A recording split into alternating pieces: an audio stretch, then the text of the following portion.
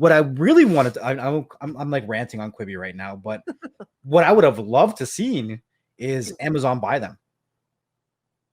For real though, because Amazon has a platform. They have Prime, and Amazon has struggled year after year with creating original content.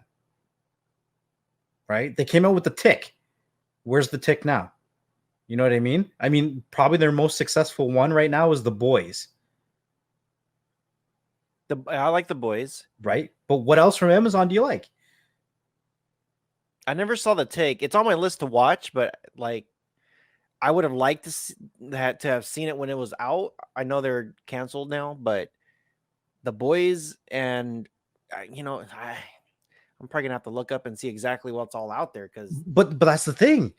Quibi came out and they came out with bangers, but nobody watched them.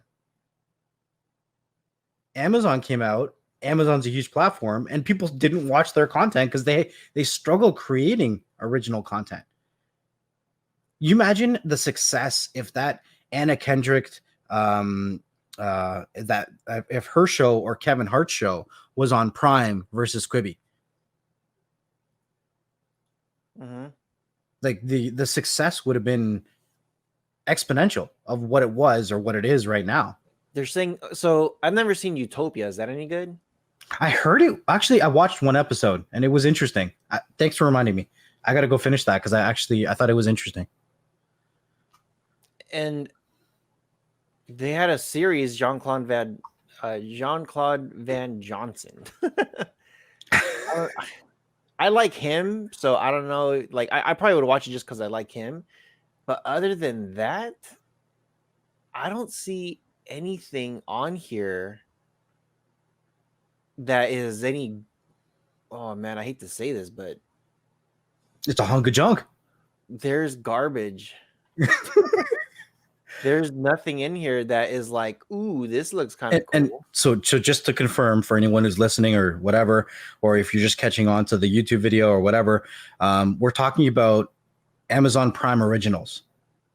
And how my statement is that they've struggled to come out with some really good originals. And Quibi, on the other hand, has come out with some really good originals, but they struggle with exposure. And I think it could have been a good, meeting of the minds. Yeah, I wish they would have done something. It's like, dude, it's not like they don't have money. Right. Both parties, right? Yeah. So that's my rant. I think that it was Quibi had a good idea, but executed either at the wrong time or the wrong way.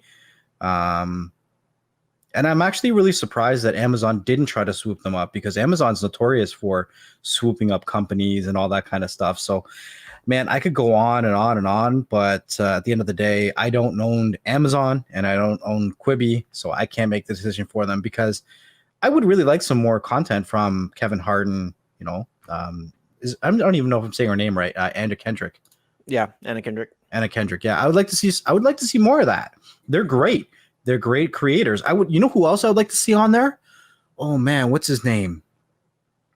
Kevin James. Is that his name? I don't know who you want to see in there. Yeah, Kevin James.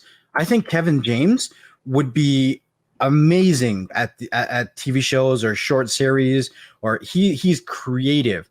Have you watched his YouTube channel?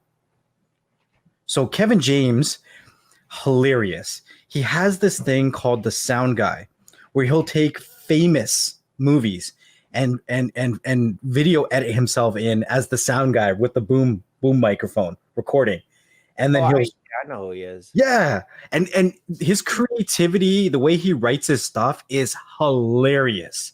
He deserves more exposure on some of these platforms. So I think that, like, if Quibi or if Amazon was to buy Quibi and they were still pushing these shorter episodes or shorter platforms or whatever, if they could pick up Kevin James, keep Kevin Hart going, Anna Kendrick, and there's a few more, short little snippets. Even if they took some of the comedians off of YouTube and they brought them into a bigger light, because there's some comedy people on YouTube that have like millions of subscribers. and they deserve another spotlight. You know what I mean? Yeah. Yeah. I don't know. I'm kind of. You don't care enough. Yeah, I don't know. Like I was never really big into the whole Quibi to begin with because I didn't know even what they were doing. Because I remember you and Jugs did Mhm. uh, a show, and I'm just like, what? Like, what's Quibi? It's like I never really followed it, I guess. So Mhm. so for me, I was just kind of like, eh, like But here's the thing: you knew of the shows, but you didn't know of the platform. I just knew that one with the Anna Kendrick. But the only reason why I knew about that show was because of Cody. I always go into Cody and I look at there's a category in there called new series. Yeah. And so new series, new movies, or freshly updated or freshly added or restarted or whatever. I'll go in there just to see what's in there, what is available, and cool, I'll check it out. So I don't know, when I go in there, most of the time I'll just look in there and I'll be like, okay, I know what this is, CW or Hulu or Amazon. Mhm. Normally there's like a little thing on there. For Quibi, I didn't see anything that was on there, and I think maybe their biggest mistakes was that they didn't have the proper exposure. Mhm. They didn't have the proper, like, whatever their logo was. It's not like, here's this new Kevin Hart thing. Mhm. Here is a little logo that says Quibi, from us, not from Mhm. anybody else. Because honestly, when I saw it, I'm like, Hulu, like Netflix, Mhm. YouTube. I thought about, I didn't, funny, I didn't think about Prime, but I thought about Hulu, Netflix, or YouTube. One of those three things when I saw that, and I'm just like, it's got to be one of those three platforms because they're the ones that are constantly pushing stuff out. And I'm just like, yeah, it's probably one of those platforms. I wonder if this is going to be a continued series, a short series, a Right. one and done, like a pilot. So I think that's why they just didn't have the right exposure. And I think if they would have done that, maybe they would just be massive right now and they would be competing. I think Right. there's too many. Honestly, I think there's just too many platforms out there right now.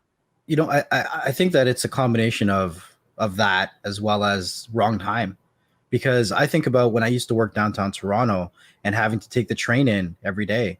I would have watched a couple short episodes on my phone, for real. I would have, right? But otherwise, if people aren't traveling, if they're not commuting, if they're not spending time on the bus and the train and all that stuff, it's kind of like I don't really want to watch it on my phone. No, thank you.